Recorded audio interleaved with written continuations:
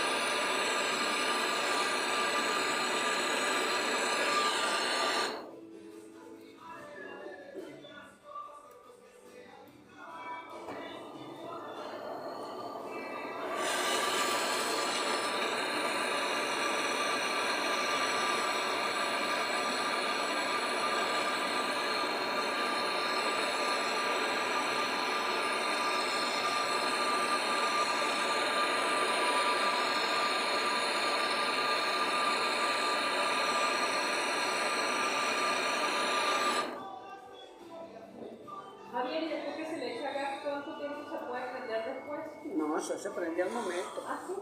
Entonces, tiene que quedar funcionando. Ah, ok.